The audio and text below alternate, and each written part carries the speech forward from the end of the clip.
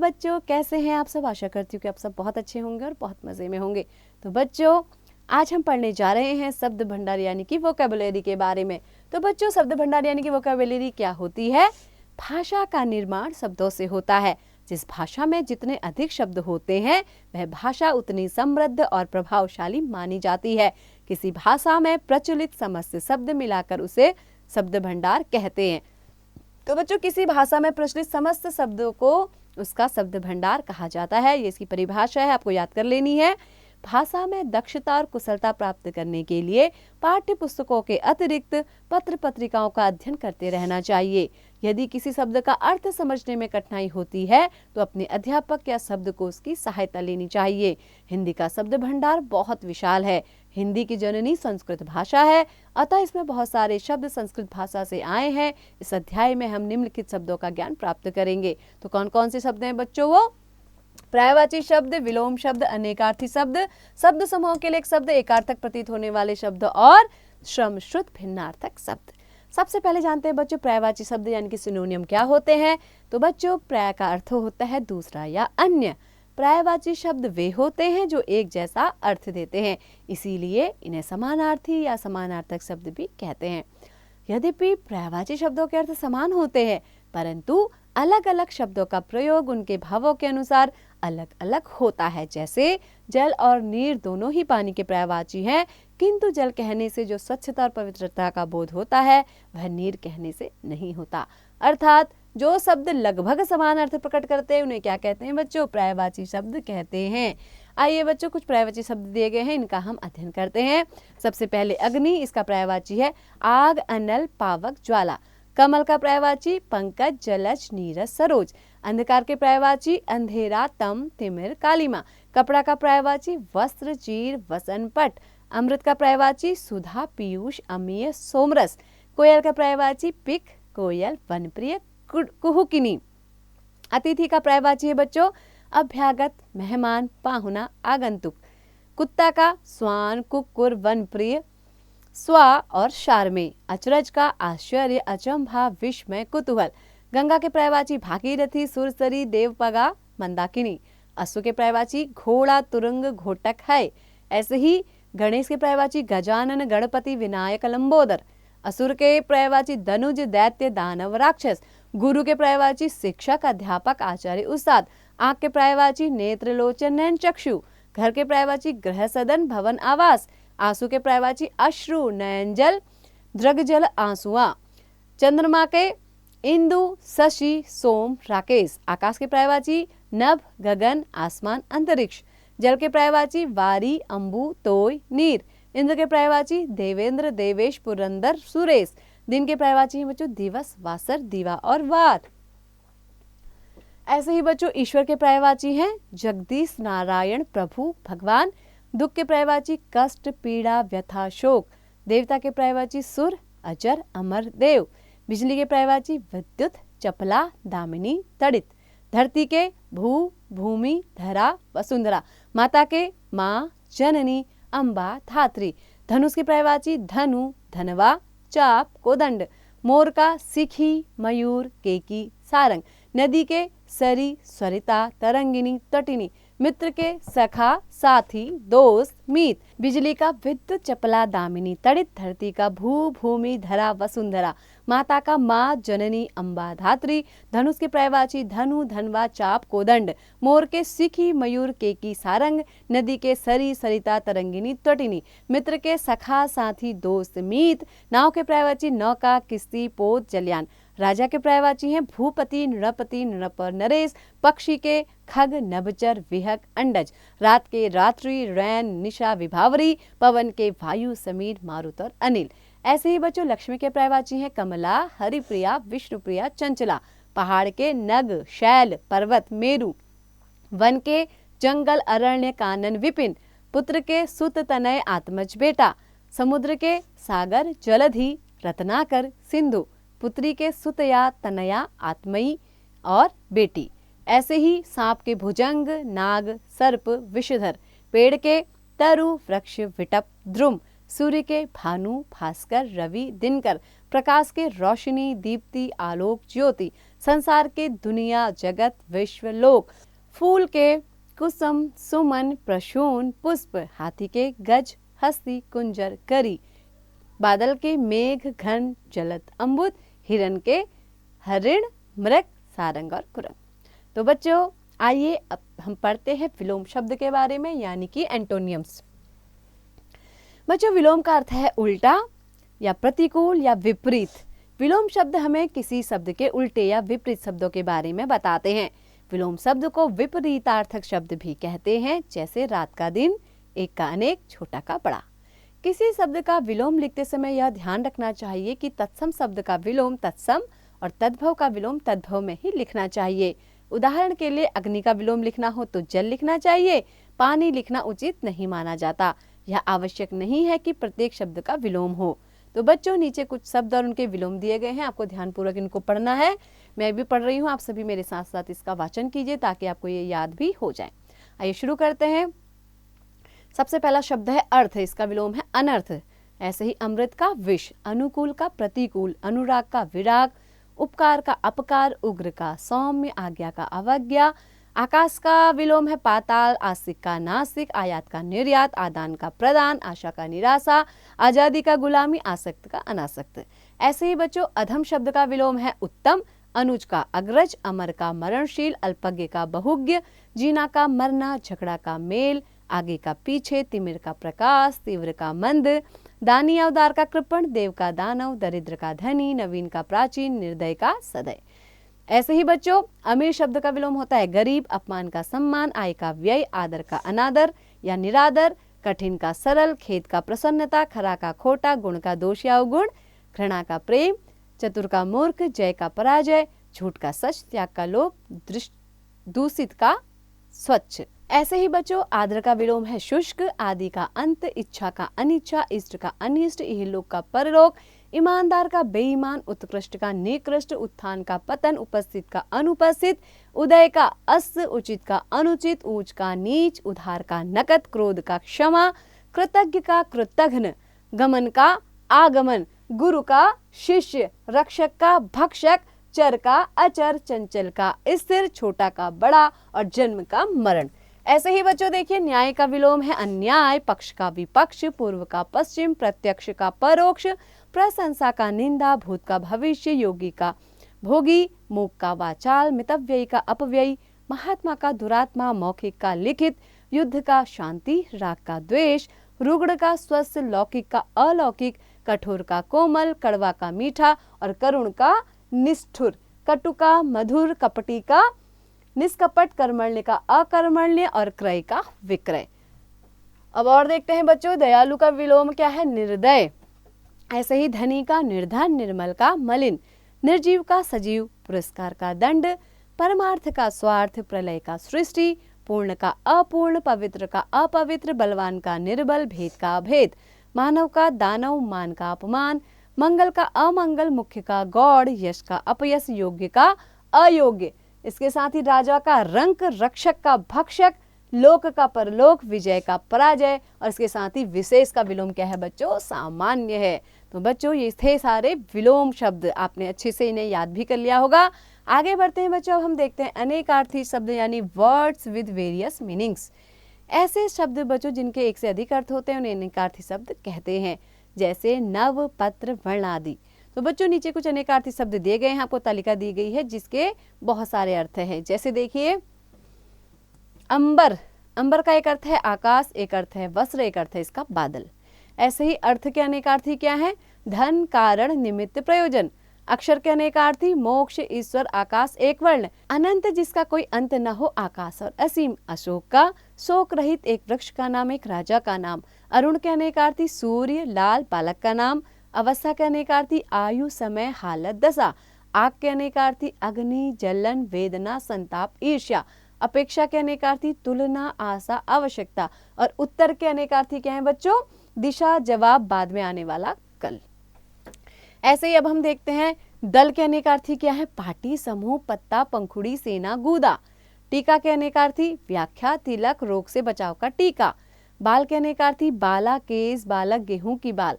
छत्र के अनेकार्थी छाता, राज छत्र, कुकुरमुत्ता। अज के अनेकार्थी बकरा, ब्रह्मा दशरथ के पिता। कर्ण के अनेकार्थी कान, समकोण त्रिभुज की भुजा, कुंती पुत्र। लाल जिसका अर्थ होता है पुत्र, माणिक्य एक रंग, बेटे के लिए प्यार का संबोधन। बलि, बलि के अनेकार्थी हैं एक राजा, उपहार, भेंट, बलिदान। ध्रुव, ध्रुव का अर्थ है अटल, एक तारे का नाम भी है, और सुनीति का पुत्र।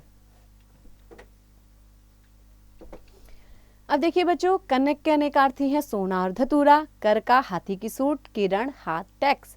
कुल का परिवार, वंश, वर्ग, सब। काल का समय, मृत्यु, यमराज। काम के अनेकार्थी कार्य, कामदेव, प्रयोजन, इच्छा, लालसा। गुरु के अनेकार्थी शिक्षक, भारी, बड़ा, उपदेशक। गौ के गाय, इंद्रिय, वाणी, पृथ्वी। घट के घड़ा, हृदय, शरीर, घटना। चपला के चंचल, स्त्री, बिजली और लक्ष्मी आदि अर्थ होते हैं। चरण के अनेकार्थी पैर, विभाग, पारी, छंद का एक पद। जड़ का अर्थ है मूल, मूर्ख, अचेतन और निर्जीव। ऐसे ही जलज के अनेकार्थी कमल, मोती, मछली, शंख। ऐसे ही तात के अनेकार्थी भाई, पिता, पुत्र, अन्य प्रिय, संबंधी या परिचित। दर्शन के अनेकार्थी देखना, आकृति, शास्त्र, एक विषय। और इसके साथ ही बच्चों दंड के अनेकार्थी डंडा, सजा, एक व्यायाम, समय की नाप। अब देखते हैं बच्चों और कुछ अनेकार्थी, जैसे नग है, नग का अनेकार्थी होता है सूर्य, वृक्ष, पर्वत, नगीना, रत्न। नीलकंठ का शंकर और एक पक्षी का नाम। पत्र, चिट्ठी, पत्ता, किसी धातु का पत्तर। पद, पैर, छंद, ओहदा, पानी, चमक, सम्मान, कलई, कांति, जल। फल, परिणाम, चाकू या तलवार की धार, खाने का फल। भूत यानी भूतकाल, अतीत, प्राणी, भूत प्रेत। मद, गर्व, नशा, मस्ती। मान, आदर, तौल, मूल्य, अभिमान, स्वाभिमान, नाप, परिणाम। मुद्रा, रुपया, धन, आकृति, मुहर। योग, जोड़, मिलन, उपाय। वर, वरदान, श्रेष्ठ, दूल्हा, पति। वार, दिन, आक्रमण, द्वार। और विधि के अनेकार्थी हैं बच्चों तरीका, ब्रह्मा, कानून और भाग्य। तो बच्चों आपने देखा अनेकार्थी शब्द। तो बच्चों अब हम पढ़ेंगे शब्द समूह के लिए एक शब्द, यानी कि वन वर्ड सब्स्टिट्यूशंस। तो बच्चों कम शब्दों में अधिक बात स्पष्ट करना वक्ता या लेखक की कुशलता का पर्याय माना जाता है। ऐसा करते समय शब्द समूह के स्थान पर एक शब्द ही पर्याप्त रहता है। इसी को शब्द समूह या वाक्यांश के लिए एक शब्द कहते हैं। बच्चों नीचे कुछ शब्द समूह दिए गए हैं, उनके लिए एक शब्द दिया गया है। आइए ध्यानपूर्वक आप लोग सुनिए और इन्हें पढ़ते हैं। तो शब्द समूह है, फिर एक शब्द दिया गया, जैसे जहां पहुंचना कठिन हो उसको कहते हैं बच्चों दुर्गम। जिसमें दया हो दयालु। जो सबको प्रिय हो सर्वप्रिय। जिसकी आत्मा महान हो महात्मा। जिसकी उपमा न की जा सके अनुपम। रक्षा करने वाला रक्षक। जो ऊपर कहा गया हो उपरयुक्त। हाथ से लिखी हुई रचना पांडुलिपि। जिसके पास धन न हो निर्धन। सप्ताह में एक बार होने वाला साप्ताहिक।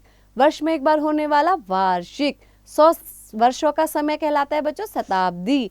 जानने की इच्छा रखने वाला जिज्ञासु। जिसका मिलना बहुत कठिन हो दुर्लभ। मीन यानी मछली जैसे आंखों वाली मीनाक्षी।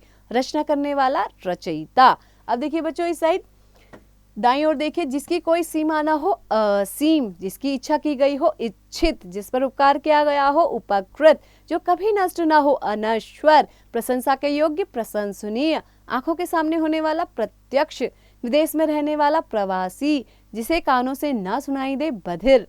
जो पहले हुआ हो भूतपूर्व। महीने में एक बार होने वाला मासिक।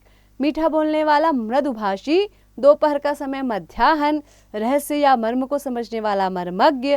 जिसे यश मिला हो यशस्वी। जिसकी पत्नी मर गई हो विधुर।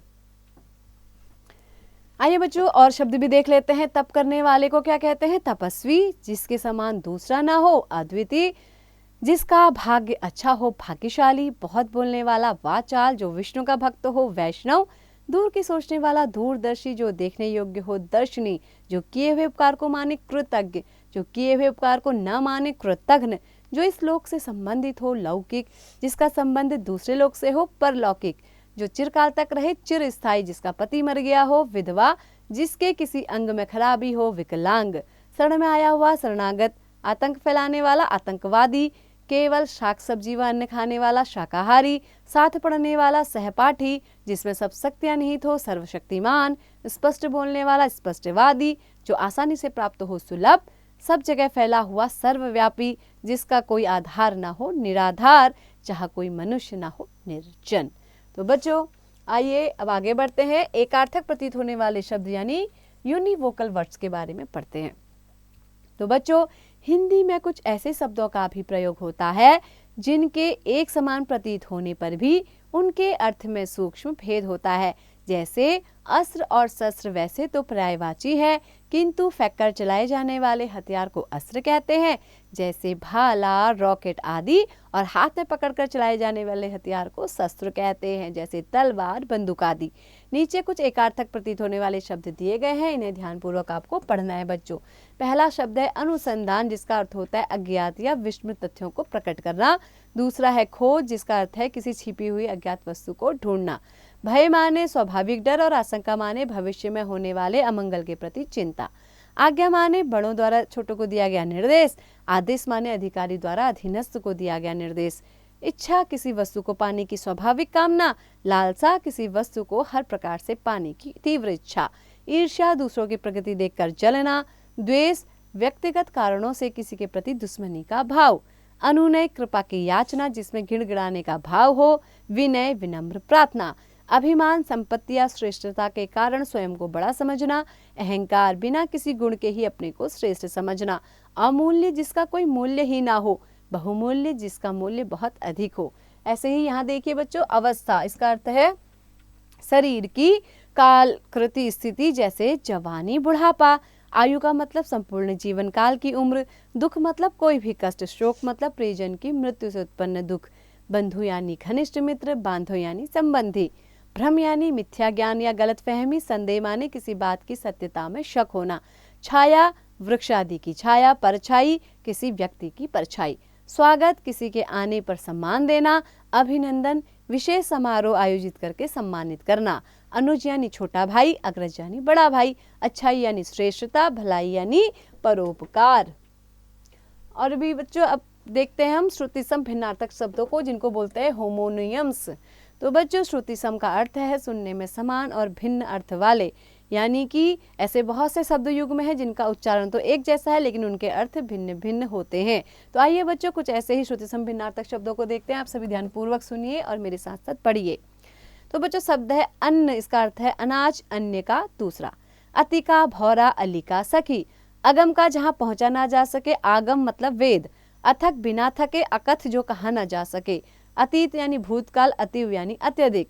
अलख यानी बालों की लट। अलख यानी अदृश्य। अम्ब यानी कि माता और अम्बु यानी कि पानी। अचार यानी कि फल तरकारी का चटपटा मिश्रण, और आचार यानी कि आचरण। इसके साथ ही बच्चों अवलंब यानी सहारा। अविलंब यानी तुरंत। अपेक्षा यानी आशा या तुलना करना। उपेक्षा यानी तिरस्कार करना। अजर यानी जो कभी बूढ़ा ना हो। अजिर यानी आंगन या होठ। अम्ल तेजाब या खट्टा रस। अमल निर्मल या शुद्ध। अनिष्ट अमंगल होना। अनिष्ठ यानी कि निष्ठा रहित। अग्र यानी आगे। उग्र यानी उद्धत। अंश यानी कंधा। अंश माने हिस्सा या भाग। अपकार यानी अहित। उपकार यानी भलाई। अब देखिए बच्चों दाईं ओर अराती मतलब होता है शत्रु, और आरती मतलब होता है पूजा। अभय माने निर्भय, और उभय माने होता है दोनों। अभिराम मतलब होता है सुंदर, और अविराम मतलब होता है लगातार। उर मतलब हृदय। अरु मतलब जंघा। इंदिरा मतलब इंद्र की पत्नी। इंदिरा मतलब लक्ष्मी। ऋत मतलब सत्य। ऋतु मतलब मौसम। उधार मतलब कर्ज, और उदार मतलब दयालु। उद्यत यानी तैयार। उद्धत यानी उद्दंड। आसन्न यानी निकट। आसन यानी बैठने की मुद्रा या वस्तु। अभिनय मतलब नाटक। अभिनव मतलब नया। आसक्त मतलब मोहित। अशक्त मतलब शक्तिहीन। आदि मतलब शुरुआत, और आदि मतलब आदत वाला। कंगाल बहुत अधिक निर्धन, और कंकाल हड्डियों का ढांचा। तो बच्चों आगे देखिए कर्ण यानी कि कान, और करण यानी साधन। कुल यानी वंश या संपूर्ण। कूल यानी किनारा। कोर मतलब किनारा, और कौर मतलब टुकड़ा होता है। तो बच्चों ऐसे ही छत्र मतलब क्या होगा। छतरी। छात्र मतलब विद्यार्थी। चिंता मतलब सोच या परेशानी में। चिता मरे हुए को जलाने के लिए लकड़ियों का ढेर। गंध यानी गंदगी। गंध यानी बास या बू। चरम यानी आखिरी या अंतिम। चर्म यानी चमड़ी या खाल। कटी का अर्थ होता है कमर, और कटी का मतलब काट दी गई। कांति शोभा या चमक, और क्रांति का अर्थ परिवर्तन। कर यानी हाथ। करी यानी हाथी। ग्रह यानी नक्षत्र, और दूसरे ग्रह का मतलब होता है बच्चों घर। चरित्र मतलब क्या है? जीवन, और चरित्र मतलब क्या होता है बच्चों? आचरण। चरण मतलब पैर, चारण मतलब हाट। कर्मी करने वाला, कृमि कीड़ा। कल मतलब मशीन, काल मतलब मृत्यु। चित्त मतलब मन, चित्र मतलब तस्वीर। चिर मतलब सदैव, चीर मतलब वस्त्र। जलज मतलब कमल, और जलद का अर्थ है बादल। ऐसे ही बच्चों दाईं ओर देखिए, जल्दी का शीघ्र, और जलधि का समुद्र, और ऐसे ही ज्वर का बुखार, ज्वार का समुद्र का उफान या फिर एक अनाज। जर मतलब बुढ़ापा, जरा मतलब थोड़ा। झक मतलब बेकार, झख मतलब मछली। तरंग मतलब लहर, तुरंग मतलब घोड़ा। तरु मतलब पेड़, तरुण मतलब जवान। तरणी मतलब सूर्य, तरणी मतलब नौका। तेज मतलब ओज या चमक, तेज मतलब तीव्र। तापस यानी तपस्वी, तामस यानी तमोगुण से युक्त। दारू यानी वृक्ष, और दारू मतलब शराब। देखिए छोटा ऊ और बड़े ऊ का फर्क है र में। देश, राष्ट्र, द्वेष मतलब जलन। दसन मतलब दांत, दर्शन मतलब साक्षात्कार। दिन का अर्थ है दिवस, और दीन का अर्थ होता है बच्चों गरीब। द्वीप का अर्थ हाथी, द्वीप का अर्थ टापू। द्रव का अर्थ है तरल पदार्थ, और द्रव्य का मतलब क्या है? पदार्थ। तो बच्चों पदार्थ या फिर वस्तु भी इसको कहते हैं। तो बच्चों आशा करती हूँ कि आपको ये पाठ अच्छे से समझ में आ गया होगा। एक बार इसके महत्वपूर्ण तथ्यों को दोहरा लेते हैं, तो आप सभी मेरे साथ साथ इसको दोहराइए। भाषा में प्रचलित शब्दों को शब्द भंडार कहते हैं। हिंदी भाषा का शब्द भंडार बहुत विशाल है। जो शब्द लगभग समान अर्थ को प्रकट करते हैं उन्हें पर्यायवाची शब्द कहते हैं। जो शब्द एक दूसरे का उल्टा अर्थ देते हैं उन्हें विलोम शब्द कहते हैं। जो शब्द एक से अधिक अर्थ देते हैं उन्हें अनेकार्थी शब्द कहते हैं। जो शब्द एक से अधिक अर्थ दें उन्हें अनेकार्थी शब्द कहते हैं। भाषा में वाक्यांशों या अनेक शब्दों के लिए एक शब्द का प्रयोग किया जाता है, जिससे भाषा संक्षिप्त और रोचक बनती है। हिंदी में कुछ ऐसे भी शब्द हैं जो अर्थ में एक समान प्रतीत होते हैं, पर उनमें सूक्ष्म अर्थ भेद होता है।